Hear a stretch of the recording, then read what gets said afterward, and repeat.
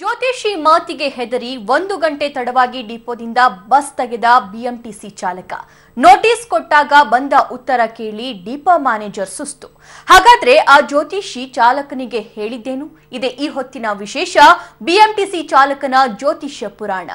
ವೀಕ್ಷಕರೇ, ಬಸ್ ಚಾಲಕನೊಬ್ಬ ಜ್ಯೋತಿಷಿ ಮಾತನ್ನ ಕೇಳಿಕೊಂಡು ಲೇಟ್ ಆಗಿ ಬಸ್ ಅನ್ನ ಹೊರಡಿಸ್ತಾನೆ. ಇದರಿಂದ ಪ್ರಯಾಣಿಕರಿಗೂ ಕೂಡ ತೊಂದರೆ ಆಗುತ್ತೆ. ಯಾಕಪ್ಪ ಈ ರೀತಿ ಮಾಡಿದ್ಯಾ ಅಂತ ಪ್ರಶ್ನೆ ಕೇಳಿದಾಗ ಡಿಪೋ ಮ್ಯಾನೇಜರೇ ಸುಸ್ತಾಗಿದ್ದಾರೆ. ಆ ಉತ್ತರ ಕೇಳಿ. ಮೊದಲೇ ಜನ ಸರಿಯಾದ ಸಮಯಕ್ಕೆ ಆಫೀಸ್ಗೆ ಹೋಗಕ್ ಆಗ್ತಾ ಇಲ್ಲ, ಅಯ್ಯೋ ದೇವ್ರೆ ಇನ್ನು ಬಸ್ ಬಂದಿಲ್ಲಪ್ಪ ಅಂತ ಕಾಯ್ತಾ ನಿಂತ್ಕೊಂಡ್ರೆ, ಇಲ್ಲೊಬ್ಬ ಬಿಎಂಟಿಸಿ ಡ್ರೈವರ್ ಜ್ಯೋತಿಷ್ಯ ಪುರಾಣ ಕೇಳ್ಕೊಂಡು ಜನರ ಜೊತೆ ಆಟ ಆಡಿದ್ದಾನೆ. 15 ಜನರ ಪ್ರಾಣ ಹೋಗುತ್ತೆ ಅಂತ ಡ್ರೈವರ್ಗೆ ಜ್ಯೋತಿಷಿ ಹೆದರಿಸಿದ್ನಂತೆ. ಜ್ಯೋತಿಷಿ ಮಾತು ನಂಬಿ 1 ಗಂಟೆ ತಡವಾಗಿ ಡಿಪೋದಿಂದ ಬಸ್ ತೆಗೆದ ಡ್ರೈವರ್ ಬೆಂಗಳೂರಿನ ಪೂರ್ಣ ಪ್ರಜ್ಞಾ ಲೇಔಟ್ನ ಡಿಪೋದಲ್ಲಿ ನಡೆದಿರುವ ಇದು ಪೂರ್ಣ ಪ್ರಜ್ಞಾ ಲೇಔಟ್ನ ಡಿಪೋ ನಂಬರ್ 33ರಲ್ಲಿ ಈ ಘಟನೆ ನಡೆದಿದೆ. ಸೆಪ್ಟೆಂಬರ್ 1ರಂದು ಘಟನೆ ನಡೆದಿದೆ. ಮೆಜೆಸ್ಟಿಕ್ ಚೆನ್ನಮ್ಮನಕೆರೆ ಅಚ್ಚುಕಟ್ಟೆಗೆ ಸಂಚರಿಸಬೇಕಾಗಿರುವಂತಹ ಬಿಎಂಟಿಸಿ ಬಸ್ ಇದು. ಬೆಳಗ್ಗೆ 6:15ಕ್ಕೆ ಬದಲಾಗಿ 7:35ಕ್ಕೆ ಡಿಪೋದಿಂದ ಬಸ್ ತೆಗೆದಿದ್ದಾನೆ ಚಾಲಕ. ಕಾರಣ ಕೇಳಿ ನೋಟಿಸ್ ಕೊಟ್ಟಾಗ ಚಾಲಕ ಕೊಟ್ಟ ಉತ್ತರ ಕೇಳಿ ಡಿಪೋ ಮ್ಯಾನೇಜರೇ ಸುಸ್ತಾಗಿದ್ದಾರೆ. ನಾನು ಆಗಸ್ಟ್ 31ರಂದು ಜ್ಯೋತಿಷಿಯನ್ನ ಭೇಟಿಯಾಗಿದ್ದೆ. ಸೆಪ್ಟೆಂಬರ್ 1ರಂದು ಬೆಳಗ್ಗೆ 6:15ಕ್ಕೆ ಡಿಪೋದಿಂದ ಬಸ್ ತೆಗೆದ್ರೆ 15 ಜೀವ ಹೋಗುತ್ತೆ ಅಂತ ಹೇಳಿ ಆ ಜ್ಯೋತಿಷಿ ನನಗೆ ಹೆದರಿಸಿದ್ದ. ಅದಕ್ಕಾಗಿ 15 ಜನರ ಪ್ರಾಣ ಉಳಿಸಲು 1 ಗಂಟೆ ತಡವಾಗಿ ಬಸ್ ತೆಗೆದಿದ್ದೇನೆ. ಜನರ ಜೀವ ಉಳಿಸಲು ನಾನು ಮಾಡಿದ್ದು ತಪ್ಪ ಅಂತ ಹೇಳಿ ಉಲ್ಟಾ ಬಸ್ ಡಿಪೋ ಮ್ಯಾನೇಜರ್ಗೆನೆ ಈ ಚಾಲಕ ಪ್ರಶ್ನಿಸಿದ್ದಾನೆ.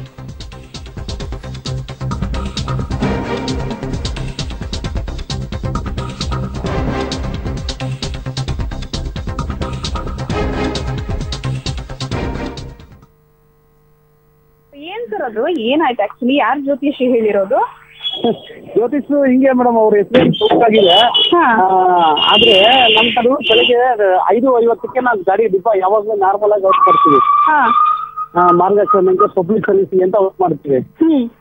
ಇವ್ರು ಏನ್ ಮಾಡಿದಾರೆ ಅದೇನ ಅವರು ಉದ್ದೇಶಪೂರ್ವಕವಾಗಿ ಮಾಡಿದಾರೋ ಅದ್ರಲ್ಲಿ ಗೊತ್ತಿಲ್ಲ. 7:35ಕ್ಕೆ ಗಾಡಿ ಪಬ್ಲಿಕ್ ತೊಂದರೆ ಕೊಟ್ಟಿದ್ಯಾ ಅಂತ ನನಗೆ ಮೆಮೊ ಕೊಟ್ಟಿದ್ದಾರೆ. ನಿಮಗ? ನನಗೆ ಮೆಮೊ ಕೊಟ್ಟಿದ್ದಾರೆ. ಓಕೆ. ಆಕ್ಚುಲಿ ನಾನು ಡ್ರೈವರು ನನಗೆ ಕೊಟ್ಟಿದ್ದಾರೆ. ಅದಕ್ಕೆ ನಾನು ಅವ್ರಿಗೆ ಪರಿಪರಿಯಾಗಿ ಕೇಳ್ಕೊಂಡೆ. ಸರ್ ಇಲ್ಲ, ನಾನು ಯಾವಾಗಲೂ ನಾನು ನಾರ್ಮಲ್ ಆಗಿ 5:50 ನೀವು ರೆಗ್ಯುಲರ್ ಆಗಿ ಬಸ್ ಓಡಿಸೋ ಮುಂಚೆ ಜ್ಯೋತಿಷಿ ಅವ್ರ ಹತ್ರ ಮಾತಾಡ್ತೀರಾ ಅಥವಾ ಹೇಗೆ ಅಂತ? ಅಲ್ಲ, ನಾರ್ಮಲಿ ಸಣ್ಣ ಪುಟ್ಟ ಏನಾದ್ರು ಇದ್ರೆ ಮಾತಾಡ್ತೀವಿ. ಏನಾದ್ರು ಈಗ ಮಲೆ ಅಮಾವಾಸ್ಯೆ ಬರೋ ಬರ್ತಲ್ಲ, ಇದು ಅಮಾವಾಸ್ಯೆಗಳಲ್ಲಿ ಇದ್ದಾಗ ನಾರ್ಮಲ್ ಆಗಿ ಮಾತಾಡ್ತೀವಿ. ಓಕೆ. ಈಗ ಏನ್ ಹೇಳಿದ್ರು ಜ್ಯೋತಿಷಿ ಅವರು ಅವತ್ತು ನಿಮ್ಗೆ? ಈಗ ಈ ತರ ಆಗುತ್ತೆ ನೋಡಪ್ಪ, ಸ್ವಲ್ಪ ಹುಷಾರಾಗಿರು ಅಂತ ಹೇಳಿದ್ರು. ಹಾಗಾಗಿ ನಾನು ಮತ್ತೆ ಟೈಮಿಂಗ್ ಏನು ಅಂದಾಗ ಈ ಟೈಮಿಂಗ್ ಓಡ್ಸಪ್ಪ ಆಚೆ ಅಂದ್ರು. ಆ ಟೈಮಿಂಗ್ ಹೊರಗಡೆ ತೆಗೆದು. ಓಕೆ. ಅಂದ್ರೆ ಆ ಟೈಮಿಂಗ್ಸು ಬಿಎಂಟಿಸಿ ಕೊಟ್ಟಿರೋ ಟೈಮಿಂಗ್ಸ್ 1 ಅವರ್ ಡಿಫ್ರೆನ್ಸ್? 1 ಅವರ್ ಅಲ್ಲ, ಅರ್ಧ ಗಂಟೆ ಡಿಫ್ರೆನ್ಸ್ ಇದೆ. ಅವ್ರು ಕೊಟ್ಟಿರೋದು ನನಗೆ ಮೆಮೊದಲ್ಲಿ ಕೊಟ್ಟಿರೋದು 1 ಗಂಟೆ 20 ನಿಮಿಷ ಅಂತ ಕೊಟ್ಟಿದ್ದಾರೆ. ಇಲ್ಲ ಅಂದ್ರೆ ಏನಾಗುತ್ತೆ ಅಂತ ಹೇಳಿದ್ರು ಜ್ಯೋತಿಷರು? ಒಂದ್ ವೇಳೆ ರಾವು ಕಾಲ ಕೊಡಿಸಿದ್ರೆ? ರಾವು ಕಾಲ ತೋರಿಸಿದ್ರೆ ಹಿಂಗೆ ಅನಾಹುತ ಆಗ್ಬೋದು, ಈಗ ಪ್ಯಾಸೆಂಜರ್ ಗಾಡಿ ಓಡಿಸೋದು ತೊಂದರೆಗಳಾಗ್ಬೋದು, ಪ್ರಯಾಣಿಕರಿಗೆ ತೊಂದರೆ ಆಗ್ಬೋದು ಅಂತ ಹೇಳಿದ್ರು. ಅದಕ್ಕಾಗಿ ಓಕೆ. ಅದಕ್ಕೆ ನೀವು ಲೇಟ್ ಆಗಿ ಓಡಿಸಿದ್ರಿ? ಹಂಗಾಗಿ ಲೇಟ್ ಆಗಿ ಓಡಿಸಿದ್ವಿ. ಈಗ ಅಧಿಕಾರಿಗಳು ಏನ್ ಹೇಳಿದ್ರು? ಅಧಿಕಾರಿಗಳು ಏನು ಹೇಳ್ತಾ ಇಲ್ಲ, ಸುಮ್ಮನೆ ಇದಾರೆ, ಯಾರು ಏನು ಮಾತಾಡ್ತಾ ಇಲ್ಲ. ಕ್ಲಾರಿಫಿಕೇಶನ್ ನೋಟಿಸ್ ಇಶ್ಯೂ ಮಾಡಿದಾರಾ? ಡ್ಯೂಟಿಯಲ್ಲಿ ಇದ್ದೀರಾ, ರಜದಲ್ಲಿ ಇದ್ದೀರಾ ನೀವು? ಇಲ್ಲ, ನಾನು ಡ್ಯೂಟಿಲಿ ಇದ್ದೀನಿ, ಸೆಂಟ್ರಲ್ ಆಫೀಸಲ್ಲಿ ಇದ್ದೀನಿ, ಶಾಂತಿನಗರ ಸೆಂಟ್ರಲ್ ಆಫೀಸಲ್ಲಿ ಇದ್ದೀನಿ. ಓಕೆ. ಈ ಕುರಿತಂತೆ ಲೈವ್ ಅಪ್ಡೇಟ್ಸ್ ಕೊಡ್ತಾರೆ ನಮ್ಮ ಪ್ರತಿನಿಧಿ ಪವಿತ್ರ. ಮೊದಲೇ ಬೆಂಗಳೂರಿನಲ್ಲಿ ಸರಿಯಾದ ಸಮಯಕ್ಕೆ ಬಸ್ ಬರಲ್ಲ, ಆಫೀಸ್ಗೆ ಹೋಗೋಕೆ ತುಂಬಾ ಲೇಟ್ ಆಗುತ್ತೆ ಅಂತ ಹೇಳಿ ಜನ ಹಿಡಿಶಾಪ ಹಾಕ್ತಿರ್ತಾರೆ. ಅದ್ರಲ್ಲೂ ಈ ರೀತಿ ಜ್ಯೋತಿಷಿ ಮಾತನ್ನ ಕೇಳ್ಕೊಂಡು ಬಸ್ ಅನ್ನ ಲೇಟ್ ಆಗ್ಬಿಟ್ರೆ ಏನಾಗ್ಬೇಕು ಕಥೆ ಅಂತ? ಸಭಾ ಬಹುತೇಕ ಈಗ ಮುಖ್ಯಮಂತ್ರಿಯವರ ಪ್ರಮಾಣ ವಚನ ಸಮಾರಂಭ ಆಗಿರ್ಬೋದು ಅಥವಾ ಇನ್ನಿತರ ಸಮಾರಂಭಗಳಿಗೆ ಜ್ಯೋತಿಷ್ಯವನ್ನ ಕೇಳುವಂಥದ್ದು ಬಹುಶಃ ಕರ್ನಾಟಕದ ಜನರಿಗೆ ಅದೆಲ್ಲವೂ ಕೂಡ ಅಭ್ಯಾಸ ಆಗೋಗಿದೆ. ಆದರೆ ಇದಕ್ಕೆ ಹೊಸ ಸೇರ್ಪಡೆ ಅಂತ ಅನಿಸುತ್ತೆ ಈ ರೀತಿಯ ಪ್ರಕರಣ. ಬಹುಶಃ ಬಿಎಂಟಿಸಿಗೂ ಇದು ಮೊದಲ ಬಾರಿಯ ಪ್ರಯತ್ನ, ಒಂದು ರೀತಿ ಹೊಸ ವಿಚಾರ ಅಂತ ಅನಿಸುತ್ತೆ. ಯಾಕಂದ್ರೆ ಬಸ್ಸು ಓಡಿಸುವ ಮುನ್ನ ಜ್ಯೋತಿಷ್ಯರ ಬಳಿ ಸಲಹೆಯನ್ನ ಕೇಳುವಂಥದ್ದು. ಸೊ ಇದಕ್ಕೆ ಯೋಗೀಶ್ ಗೌಡ ಕೊಡ್ತಾ ಇರುವಂತಹ ಸಮಜಾಯಿಷಿ ಏನು ಅಂದ್ರೆ, ಮಹಾಲಯ ಅಮಾವಾಸ್ಯೆ ಹತ್ರ ಬರ್ತಾ ಇತ್ತು. ಸೊ ಆ ಹಿನ್ನೆಲೆಯಲ್ಲಿ ವಾಹನ ಚಾಲನೆ ಮಾಡುವಾಗ ಅತ್ಯಂತ ಜಾಗರೂಕರಾಗಿರ್ಬೇಕು, ಅದಕ್ಕಾಗಿ ನಾನು ಜ್ಯೋತಿಷ್ಯರ ಸಲಹೆಯನ್ನ ಕೇಳಿದೆ ಅಂತ ಹೇಳ್ತಾರೆ. ಸೊ ಸುಮಾರು 6:15ಕ್ಕೆ ಅವರು ಡಿಪೋದಿಂದ ಅವತ್ತು ಬಸ್ ಅನ್ನ ತೆಗಿಬೇಕಾಗಿತ್ತು, ಡಿಪೋ 33ರಲ್ಲಿ. ಆದ್ರೆ 1 ಗಂಟೆ 20 ನಿಮಿಷಗಳ ಕಾಲ ತಡವಾಗಿ ಡಿಪೋದಿಂದ ಬಸ್ ಅನ್ನ ತೆಗಿತಾರೆ. ಸಹಜವಾಗಿ ಇದರಿಂದ BMTCಗೆ ನಷ್ಟ ಆಗುತ್ತೆ, ಪ್ರಯಾಣಿಕರಿಗೆ ತೊಂದರೆ ಆಗುತ್ತೆ. ಕಾರಣವನ್ನ ಕೇಳ್ತಾರೆ ಅಲ್ಲಿನ ವ್ಯವಸ್ಥಾಪಕರು. ಆದ್ರೆ ಅವರು ಒಂದು ಪುಟಗಳ ದೀರ್ಘ ಪತ್ರವನ್ನ ಬರೀತಾರೆ. ಜ್ಯೋತಿಷಿಗಳ ಸಲಹೆಯನ್ನ ಕೇಳಿದೆ, ಅವರು ರಾಹುಕಾಲ ಇರೋದ್ರಿಂದ 6:15ರ ಸುಮಾರಿಗೆ ಬಸ್ ಅನ್ನ ತೆಗಿಬೇಡಿ, ರಾಹುಕಾಲ ಮುಗಿದ ಬಳಿಕವಷ್ಟೇ ನೀವು ಬಸ್ ಅನ್ನ ತೆಗಿಬೇಕು ಅಂತ ಹೇಳಿದ್ರು. ಅದಕ್ಕಾಗಿ ನಾನು 7:30ರ ವೇಳೆಗೆ ಬಸ್ ಅನ್ನ ತೆಗೆದಿದ್ದೀನಿ ಡಿಪೋದಿಂದ. ಇದರಿಂದ ಬರೋಬ್ಬರಿ 15 ಜನರ ಜೀವ ಉಳಿದಿದೆ. ಹಾಗಿದ್ರೆ ಜನರ ಜೀವ ಉಳಿಯೋದೇ ತಪ್ಪ, ಜನರ ಜೀವಕ್ಕಾಗಿ ಈ ರೀತಿ ಮಾಡಿದೀನಿ ಅನ್ನುವಂತಹ ಉತ್ತರವನ್ನ ಕೊಡ್ತಾರೆ.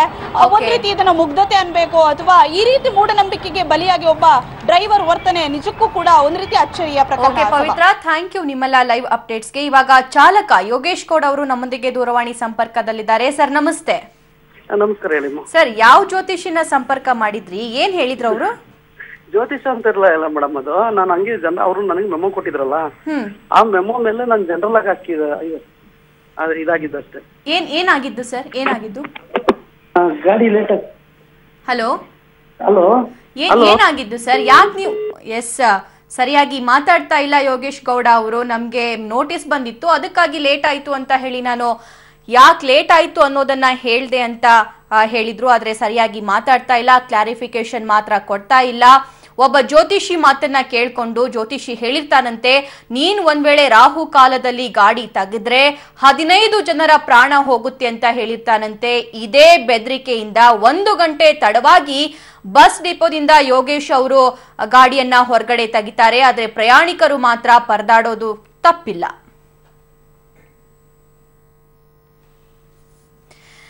ಎಸ್ ವೀಕ್ಷಕರೇ, ಮೊದಲೇ ಬೆಂಗಳೂರಿನ ಜನ ಸರಿಯಾದ ಸಮಯಕ್ಕೆ ಆಫೀಸ್ಗೆ ಹೋಗಕ್ಕಾಗಲ್ಲ, ಸ್ಟೂಡೆಂಟ್ಸ್ ಅಂದ್ರು ಕಾಲೇಜ್ಗೆ ಹೋಗಕ್ಕಾಗಲ್ಲ, ಕ್ಲಾಸ್ ಮಿಸ್ ಆಗುತ್ತೆ ಅಂತ ತುಂಬಾ ಪರದಾಡ್ತಾರೆ. ಆದ್ರೆ ಈ ರೀತಿ BMTC ಬಸ್ ಚಾಲಕ 15 ಜನರ ಪ್ರಾಣ ಹೋಗುತ್ತೆ ಅಂತ ಹೇಳಿ ಜ್ಯೋತಿಷಿ ಅವರ ಮಾತನ್ನ ಕೇಳ್ಕೊಂಡು 1 ಗಂಟೆ ತಡವಾಗಿ ಬಂದಿದ್ದಾನೆ. ಮತ್ತೆ ಸಂಪರ್ಕದಲ್ಲಿದ್ದಾರೆ ನಮ್ಮ ಪ್ರತಿನಿಧಿ ಪವಿತ್ರ. ಜ್ಯೋತಿಷ್ಯವನ್ನು ನಂಬೋದು ತಪ್ಪಲ್ಲ, ಅದು ಅವರ ಮನೆಯಲ್ಲಿ ಸೀಮಿತವಾಗಿದ್ರೆ ಮಾತ್ರ ಒಳ್ಳೆಯದು. ಆದ್ರೆ ಈ ರೀತಿ ಸರ್ಕಾರಿ ಕೆಲಸದಲ್ಲಿ ಇದನ್ನ ಪಾಲಿಸೋದು ಎಷ್ಟರ ಮಟ್ಟಿಗೆ ಸರಿ? ಇದು ಖಂಡಿತವಾಗೂ ತಪ್ಪು. ಯಾಕಂದ್ರೆ ಒಂದು BMTC ಬೆಂಗಳೂರಿನಲ್ಲಿ ಜನರ ಸಂಚಾರಕ್ಕೆ ಅಗತ್ಯವಾಗಿರುವಂತದ್ದು, ಸಾರ್ವಜನಿಕ ವ್ಯವಸ್ಥೆಯಲ್ಲಿ ತೊಡಗಿರುವವರು ಈ ರೀತಿ ಜ್ಯೋತಿಷ್ಯವನ್ನ ನಂಬಿ ಸಾರ್ವಜನಿಕರಿಗೆ ತೊಂದರೆ ಮಾಡುವಂತದ್ದು ಖಂಡಿತವಾಗಿ ತಪ್ಪು. ಆದ್ರೆ ಆತ ಕೊಡುವಂತಹ ಕಾರಣ ನೋಡಿದ್ರೆ ಒಂದ್ ಕಡೆ ನಗು ಬರುತ್ತೆ, ಇನ್ನೊಂದ್ ಕಡೆ ಮುಗ್ಧತೆ ಅಂತ ಹೇಳ್ಬೇಕು ಗೊತ್ತಿಲ್ಲ. ಹಾಗಿದ್ರೆ ನೀವು ಅಂದ್ರೆ ಕೇಂದ್ರ ಕಚೇರಿಯಲ್ಲಿ BMTC ಕಚೇರಿಯಲ್ಲಿ ಕನಕ ಜಯಂತಿಯನ್ನು ಆಚರಿಸ್ತೀರಾ, ಬಸವ ಜಯಂತಿಯನ್ನು ಆಚರಿಸ್ತೀರಾ, ಗಣೇಶ ಹಬ್ಬವನ್ನು ಆಚರಿಸ್ತೀರಾ, ನವರಾತ್ರಿ ಹಬ್ಬವನ್ನು ಆಚರಿಸ್ತೀರಾ, ಇದಕ್ಕೆಲ್ಲ ನೀವು ಜ್ಯೋತಿಷ್ಯ ಕೇಳಲ್ವಾ? ಹಾಗಿದ್ರೆ ನಾನ್ ಜ್ಯೋತಿಷ್ಯ ಕೇಳೋದು ತಪ್ಪ? ರಾಜ್ಯದ ಮುಖ್ಯ ಸಚಿವರೊಬ್ರು ಜ್ಯೋತಿಷ್ಯವನ್ನ ನಂಬಿ ಹೋಗ್ತಾ ಇದ್ದಾರೆ. ಸೊ ಇಡೀ ಸರ್ಕಾರವೇ ಜ್ಯೋತಿಷ್ಯವನ್ನ ನಂಬ್ತಾ ಇರುವಾಗ ನಾನ್ ಕೇಳಿದ್ರೆ ಯಾವ ತಪ್ಪು? ಅದರಲ್ಲೂ 15 ಜನರ ಜೀವ ಉಳಿಸಿದೀನಿ ಅನ್ನುವಂತಹ ಪ್ರಶ್ನೆಯನ್ನ, ಸರಣಿ ಪ್ರಶ್ನೆಯನ್ನ ಅಧಿಕಾರಿಗಳಿಗೆ ಕೇಳ್ತಾನೆ. ಬಹುಶಃ ಇದಕ್ಕೆ ಅಧಿಕಾರಿಗಳು ಯಾವ ರೀತಿ ಉತ್ತರ ಕೊಡ್ತಾರೋ ಗೊತ್ತಿಲ್ಲ. ಆದ್ರೆ ಇದು ಬೇರೆ ಅಂದ್ರೆ ಲೀಗಲ್ ಆಗಿ ನೋಡಿದ್ರೆ ಇದು ಖಂಡಿತವಾಗ್ಲೂ ತಪ್ಪು ಸಾರ್ವಜನಿಕ ವ್ಯವಸ್ಥೆಯಲ್ಲಿ. ಬಹುಶಃ ಯೋಗೇಶ್ ಅವರಿಗೆ ಈಗಾಗಲೇ ಮೇಲಾಧಿಕಾರಿಗಳು ಕಾರಣವನ್ನ ಕೇಳಿ ಸ್ಪಷ್ಟೀಕರಣವನ್ನ ಕೇಳಿದ್ದಾರೆ, ಇವರು ಉತ್ತರವನ್ನ ಕೂಡ ಕೊಟ್ಟಿದ್ದಾರೆ. ಬಹುಶಃ ಒಂದೋ ದಂಡವನ್ನ ವಿಧಿಸ್ತಾರೆ ಅಥವಾ ಒಂದಿಷ್ಟು ದಿನಗಳ ಕಾಲ ಅವ್ರನ್ನ ಅಮಾನತು ಕೂಡ ಮಾಡುವಂತಹ ಸಾಧ್ಯತೆ ಇದೆ. ಸೊ ಯಾವ ರೀತಿ ಅಧಿಕಾರಿಗಳು ಕ್ರಮವನ್ನ ಕೈಗೊಳ್ಳುತ್ತಾರೆ ಅನ್ನುವಂಥದ್ದನ್ನ ನೋಡ್ಬೇಕಾಗಿದೆ. ಸಭಾ ಓಕೆ ಪವಿತ್ರ, ಥ್ಯಾಂಕ್ ಯು ನಿಮ್ಮೆಲ್ಲ ಲೈವ್ ಅಪ್ಡೇಟ್ಸ್ಗೆ. ಜ್ಯೋತಿಷ್ಯವನ್ನ ಶಾಸ್ತ್ರವನ್ನ ನಂಬೋದು ತಪ್ಪಲ್ಲ ವೀಕ್ಷಕರೇ, ಆದ್ರೆ ಅದು ಮನೆಯಲ್ಲಿ ಸೀಮಿತವಾಗಿದ್ರೆ ಮಾತ್ರ ಒಳ್ಳೆಯದು. ರಾಜ್ಯದ ಮುಖ್ಯಮಂತ್ರಿಯಿಂದ ಹಿಡಿದು ಸಚಿವರಿಂದ ಹಿಡಿದು ಎಲ್ಲರೂ ಕೂಡ ಪ್ರತಿಯೊಂದಕ್ಕೂ ಜ್ಯೋತಿಷ್ಯವನ್ನ ನಂಬಿದ್ದಾರೆ. ಅದೇ ರೀತಿಯಲ್ಲಿ ಸರ್ಕಾರಿ ನೌಕರರು ಕೂಡ ಇದನ್ನ ಪಾಲಿಸ್ತಾ ಇದ್ದಂಗೆ ಕಾಣ್ತಾ ಇದೆ. ಇದಾಗಿತ್ತು ಈ ಹೊತ್ತಿನ ವಿಶೇಷ ಸ್ಪೆಷಲ್ ನ್ಯೂಸ್. ನೆನಪಿರ್ಲಿ, ನ್ಯೂಸ್ ಅಂದ್ರೆ ಪಬ್ಲಿಕ್ ಟಿವಿ.